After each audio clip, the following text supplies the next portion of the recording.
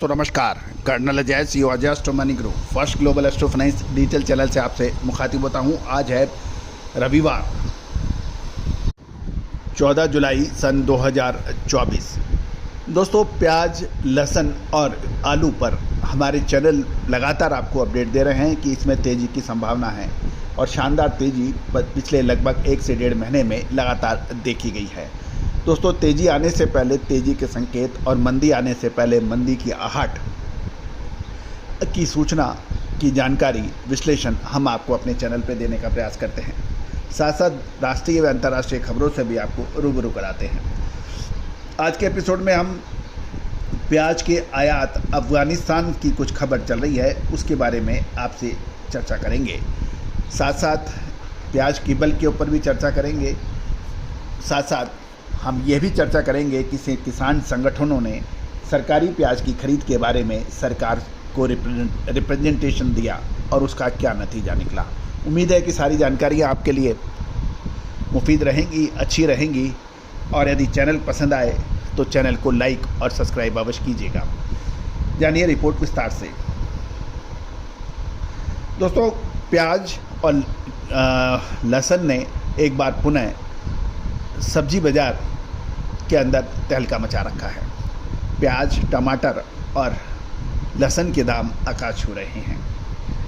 प्याज को लेकर एक बड़ी खबर आई है कि प्याज के दिन रात भाव में तेज़ी की वजह से सरकार ने भी हर संभव प्रयास किया है कि प्याज का बफर स्टॉक और सरकारी प्याज की खरीदी की जाए, जिससे प्याज के दामों में काबू किया जा सके और उपभोक्ताओं को सही और उचित दामों पर ये महत्वपूर्ण सब्जी उपलब्ध हो सके।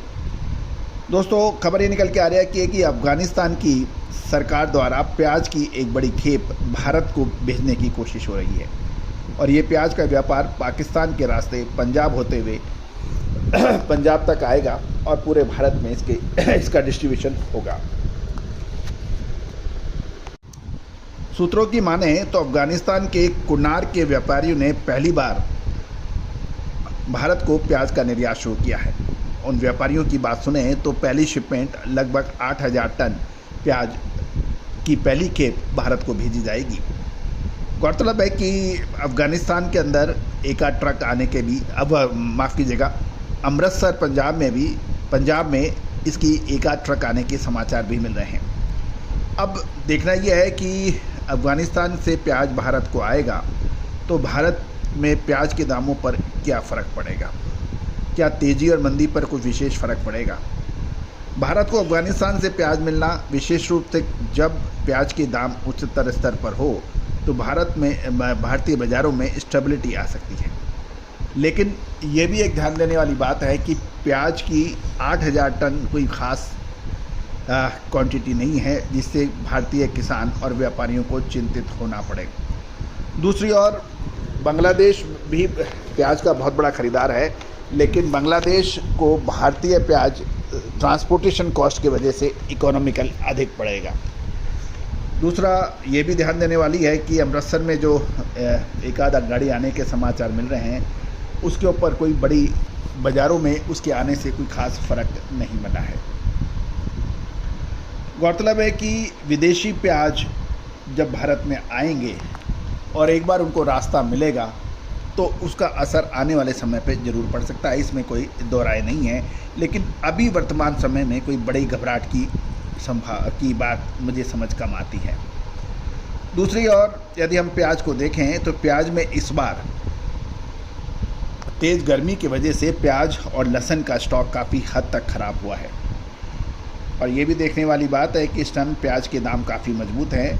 और नासिक की बात करें तो नासिक में कीमत 2000 से 3000 रुपये प्रति कुंटल है, क्योंकि आमदनी कम है और डिमांड अच्छी है। प्याज को लेके कुछ किसान संगठनों ने सरकार के सामने रिप्रेजेंटेशन भी दिया था और उनका ये कहना है कि अब पिछले कुछ दिनों दिल्ली से एक कमेटी नासिक भी आई थी, वो सरकार को रिपोर्ट देगी और उसके बाद क्या निर्णय होगा उसके ऊपर अब सरकार क्या कार्रवाई करती है इसके ऊपर भी किसान संगठनों को इंतजार है। गौरतलब है किसान संगठनों ने नाफेड द्वारा प्याज की सरकारी खरीद की व्यवस्था को लेकर जांच करने की मांग की थी, जिसके संदर्भ में सरकार ने जांच कमेटी बनाकर और उसको नासिक भेजा भी है। दोस्तों, इस समय प्याज का जो स्टॉक है वो बहुत अधिक नहीं है, और लेकिन नासिक के अंदर प्याज का स्टॉक पर्याप्त बताया जा रहा है। गोंडल में प्याज के दाम 20 किलो के भाव 350 से 575 है और क्वालिटी बहुत अच्छी है। बहुत अच्छी क्वालिटी के दाम 600 रुपये तक हैं। गौरतलब है कि इस साल प्याज के स्टॉक में सुधार है, लेकिन मौसम प्रतिकूल होने के कारण काफ़ी हद तक खराब भी हुआ है। इस साल प्याज के उत्पादन, अराइवल और स्टॉक की स्थिति देखें तो आने वाले दिनों में देश में प्याज की अवेलेबिलिटी पूरी रहने की संभावना है, और अगस्त महीने के बाद अराइवल पर डिपेंड होगा कि प्याज के दाम बढ़ेंगे या घटेंगे। दोस्तों, दूसरी ओर चीन में इस बार प्याज की फसल लगभग 10% कम होने के भी समाचार मिल रहे हैं। साथ साथ प्याज के केबल का स्टॉक भी लगभग 30,000 टन है, जो अगले 4-5 महीनों के लिए पर्याप्त बताया जा रहा है। गौरतलब है कि इस साल प्याज का स्टॉक खराब होना ज़्यादा के कारण स्टॉक के अंदर कमी की संभावना भी बताई जाती है। साथ ये भी एक ध्यान देने वाली बात है कि इस समय डिहाइड्रेशन प्याज का एक्सपोर्ट जो लगभग हर महीने 7 से 8,000 टन होता है, इसलिए बाज़ार को भी सपोर्ट मिल रहा है प्याज की मजबूती की वजह से। बाज़ार में प्याज के दाम मजबूत बताए जा रहे हैं। साथ साथ प्याज में तैयार माल के अंदर भी सुधार देखा गया है, क्योंकि कच्चे माल की बिक्री कम बताई जा रही है। प्याज का स्टॉक व्यापारी के अनुसार धीरे धीरे घटेगा और प्याज बाज़ार में 200 रुपये प्रति 20 किलो और जबकि केबल में 5 से 7 रुपये प्रति किलो बढ़ने की उम्मीद किसान और व्यापारी लगा रहे हैं। दोस्तों, ये तो तय है कि जुलाई महीना जो का मध्य आ गया है और अगले 1-1.5 महीने में प्याज और लहसुन के ऊपर निर्णायक मोड़ आना चाहिए। क्या इस ऊंचे भाव के अंदर माल बेच के निकलना चाहिए या फिर माल और ख़रीदना चाहिए, ये एक यश प्रश्न है।